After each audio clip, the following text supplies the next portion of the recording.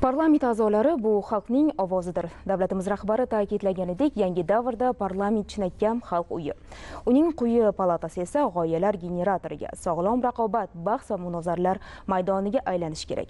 Bu borada yangi huquqiy kafolatlar yaratilmoqda.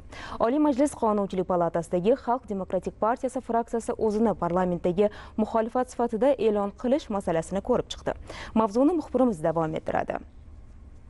Bugungi kunda parlament demokratik munozaralar markaziga aylanmoqda. Deputatlar, partiyalar, fraksiyalar o'rtasidagi bahs munozaralar, fikrlar xilma-xilligi va turli qarashlar to'qnashuvi tobora faollashmoqda. Parlamentdagi bu ijobiy o'zgarishlar mamlakatimizda demokratik islohotlar izchil davom etayotganining yaqqol dalilidir. Ta'kidlash joiz, sotsial-demokratik g'oyalar tarafdori bo'lgan so'l partiyalar tashabbusi bilan ishlab chiqilgan parlamentdagi muxolifatning kafolatlangan huquqlarini kengaytirishga qaratilgan qonun Oliy Majlis Qonunchilik palatasi tomonidan qabul qilindi. Qonunga muvofiq parlamentdagi muxolifatning kafolatlangan huquqlari soni 3 dan 6 taga oshirildi va ularga qo'shimcha imkoniyatlar berildi. Bugun sotsial-demokratik g'oyalarni ilgari suradigan so'l partiyalar tashabbusi bilan parlamentdagi muxolifat fraksiyalarining huquqlarini kengaytirish bilan bog'liq qonun loyihasi qabul qilindi.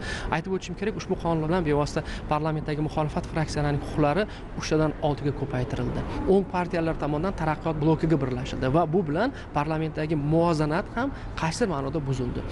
Shundan kelib chiqib, albatta biz ham parlamentda muxolifat fraksiya deb e'lon qildik. Parlamentdagi muxolifat fraksiyaning huquqlari kengayganligini ortidan, demak, parlamentda yana bir biz o'sha muqobil qonun loyihalarini muqobil tahririni kiritishni qolaversa, bilamizki, o'sha muxolifat fraksiya tomonidan o'sha parlament nazorati borasida amalga oshirilgan ishlarni ham huquqlari bir necha marta qonunga asosan, demak, oshirildi. Mana shundan foydalangan holatda albatta biz o'zimizni elektoratimiz manfaatlarini himoya qilish nuqtai nazaridan bu masalalarni parlament va hukumatga yetkazish maqsadida yuqoridagi huquqlardan albatta foydalanishga va imkoniyatlardan foydalanishga harakat qilamiz. Parlamentda muxolifatning mavjudligi va uning faol ishtiroki demokratik tizimning muhim ko'rsatkichidir. O'yin partiyalar, O'zLiDeP va Milliy tiklanish demokratik partiyasi o'z dasturiy maqsad va vazifalarining o'xshashligidan kelib chiqib, parlamentdagi ko'pchilik taraqqiyot blokini tashkil etgan edi. Xalq demokratik partiyasi so'l qanot sifatida taraqqiyot bloki va hukumat dasturi hamda faoliyatining ayrim yo'nalishlariga qo'shilmasligini bildirib, o'zini parlamentdagi muxolifat deb e'lon qildi. Xususan,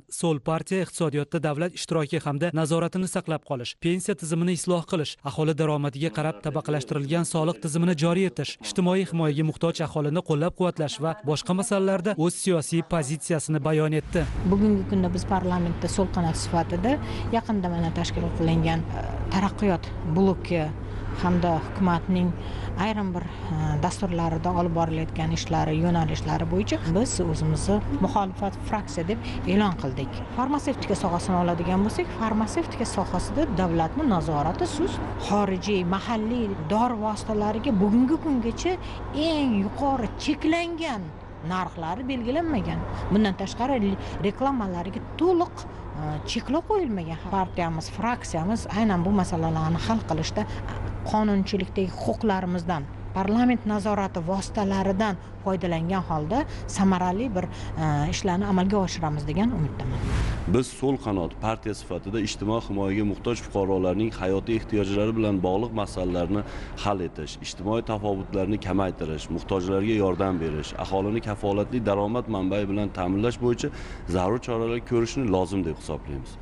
Xususan, pensiya tizimini zamon bilan hamnafas isloh qilish bo'yicha hamda kommunal to'lovlar masalasida ijtimoiy himoyaga muhtoj aholini qo'llab-quvvatlash, fuqarolarni uy-joy bilan ta'minlash va ularning mablag'larini himoya qilish oldimizda turgan dolzarb vazifalardandir.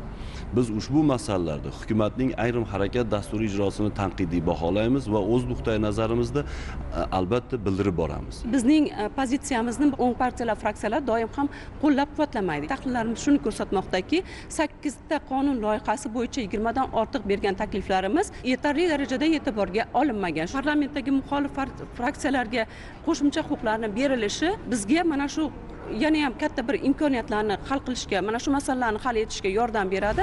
Xalq demokratik partiyasi parlamentdagi muxolifat fraksiyasi sifatida iqtisodiy va ijtimoiy masalalar bo'yicha hukumatning harakat dasturi ijrosini tanqidiy baholash, muqobil qonun loyihalarini ishlab chiqish va parlament nazorati vositalaridan samarali foydalanishni maqsad qilgan. Bizda ham bunday jarayonlarning boshlanishi demokratik siyosiy muhitning yanada barqarorlashib borayotganidan darak beradi. Bu demokratik qadriyatlarga mos muhim qadamdir. Bundan shubhasiz davlat ham, jamiyat ham birdek manfaatdor bo'ladi.